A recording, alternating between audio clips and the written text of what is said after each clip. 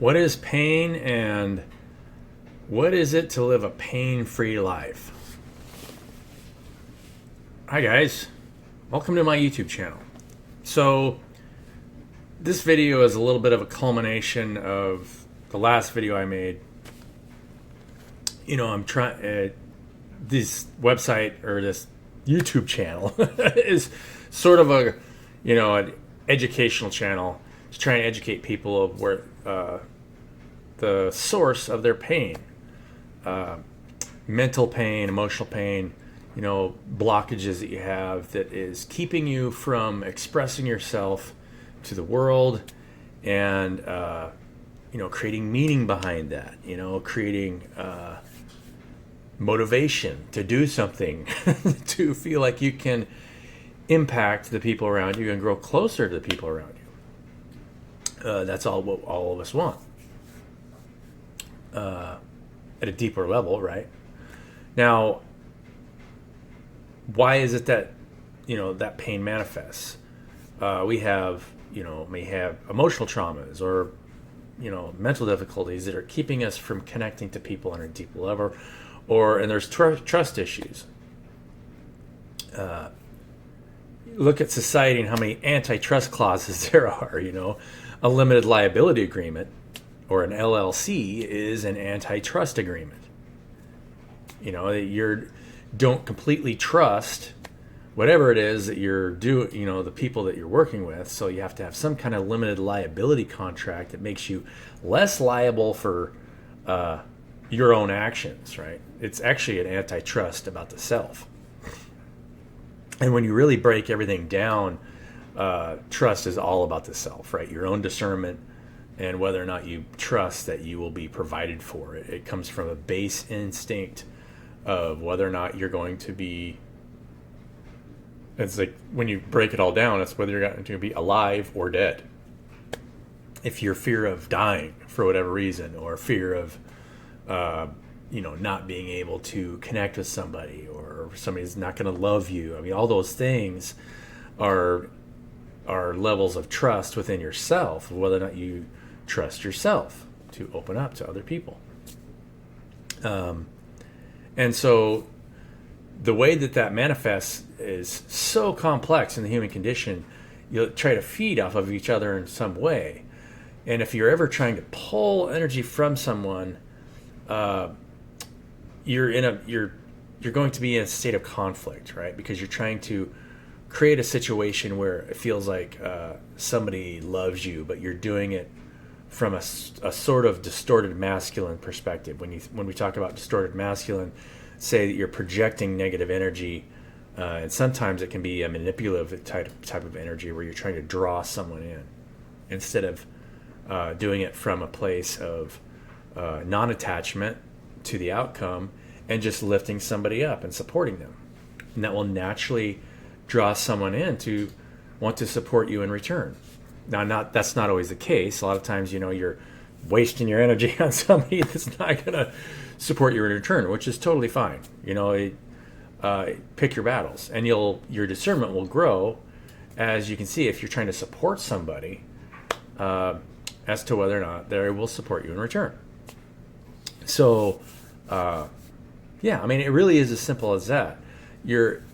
That's why a lot of those sayings are so profound in the New Testament. When, I like to refer to the New Testament because Jesus and what he went through showed such a level of self-knowledge and self-control. Imagine somebody that could do what he did. That's why he was able to say the things that he did. And that's why, ultimately he says the meek will inherit the earth. Why is that?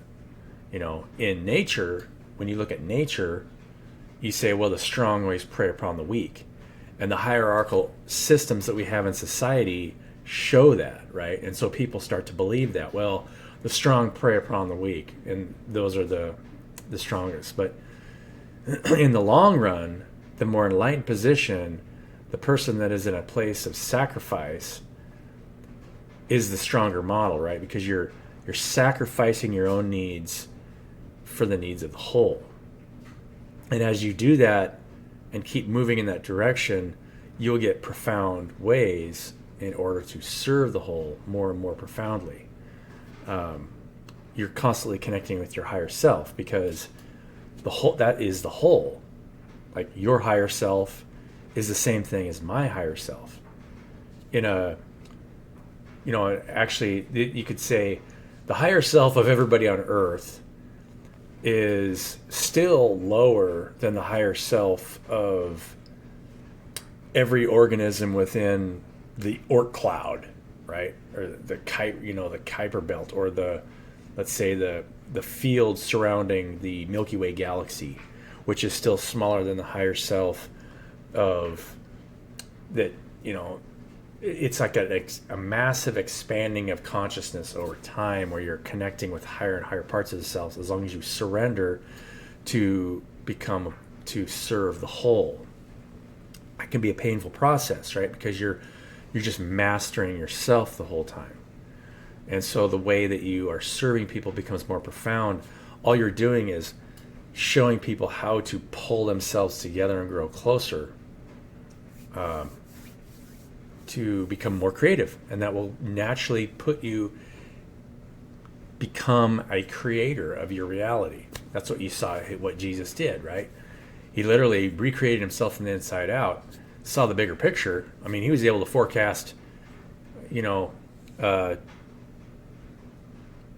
about times in the future where, people were going to be released from their pain of hunger.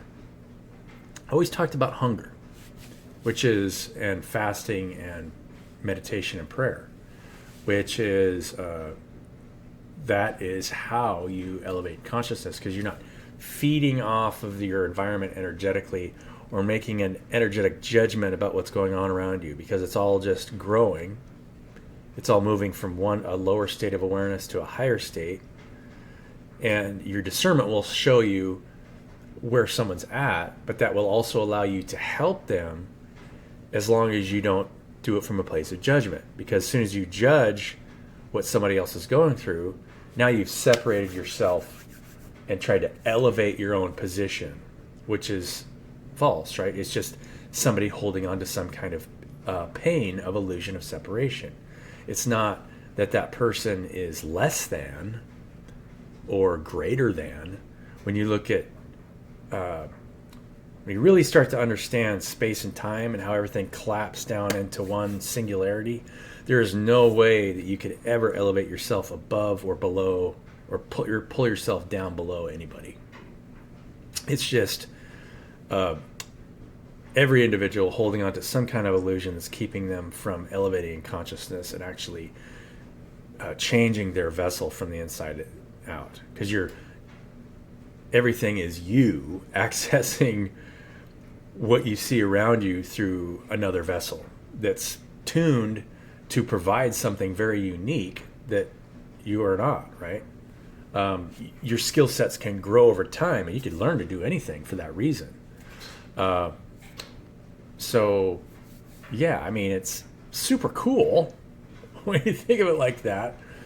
But it also, if you pull yourself into that position, it also enables you to provide anything for anybody, pretty much. Because if you'll get into your creative energy where you're just trying to create positivity and supporting the people around you, and as long as you keep doing that over time, you'll be able to feel where they're unsupportive in return, right? And you'll be able to help them say, look, this is just, whatever it is. It might trigger them in the short term, right? Which is fine. Stay non-attached, because it's not your pain to hold on to. This is one of the most difficult things to master, because you'll continue to trigger your environment over time if you're doing that. They may try to pass judgments on you to try to make themselves feel better if they're going through something, right? That's just the natural human condition. So that's something that you have to overcome within yourself, and not try to, tear yourself down for, and understand that as long as you get to a place of self-reflection to see that you're not being triggered by that. If you get triggered, then it just becomes a battle, right? Where you're just battling back and forth, and you're just trauma bonding with somebody. Hope this makes sense. That's why the last manifestation of feeding basically is currency, where you've got a physical currency where it feels like you need to, pull from somebody or you're not going to be supported. Eventually, as long as you can get into higher states and you understand where you're at and you can provide this healing energy to your environment, then you could work with anybody. It doesn't matter who it is. And then you'll be able to stop. And, if they are not moving, they're going to constantly get triggered. They're going to go into healing cycles where they need to pull back. It's not your responsibility to heal, to make someone grow. But you can trigger them into a state where they're forced to grow over time. I'm getting ready to finish writing a chapter on pain. And I'm actually going to post that chapter once it's done and try and get some feedback from the community, LinkedIn community, Facebook community. I'll even send a link on my YouTube channel to that chapter. So, people can just become more aware of what pain they're putting them through, right? I mean, if you're going to work for somebody every day and you don't like what you're doing, right? You're putting yourself through some kind of pain and anxiety of not being supported if you don't do that. It's as simple as that. The way that we project our pain, and then just by being in that state of mind, will force you to project some kind of pain into your environment. And, your recreations change when you feel like you need to ground out pain, right? It could manifest itself as drinking too much or, taking too many pain pills, could be anything. Yeah. So I hope that makes sense to you guys. The culmination, it takes a while to go through the entire group collective and even tell part of your own story about pain, because pain manifests itself in the body by the way that we view ourselves, which gets projected onto other people.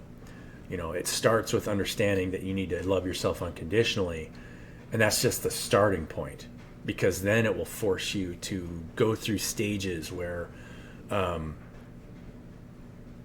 especially if you're trying to help the group collective and you're not pinpointing all your intent is for people to work together and grow closer together. I mean, that just opens up a giant can of worms, right?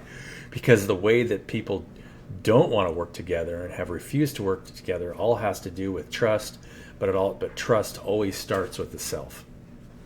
And it becomes much easier to pinpoint where that's coming from individuals. So, love you guys. Have a wonderful day, and we'll catch you later. Bye.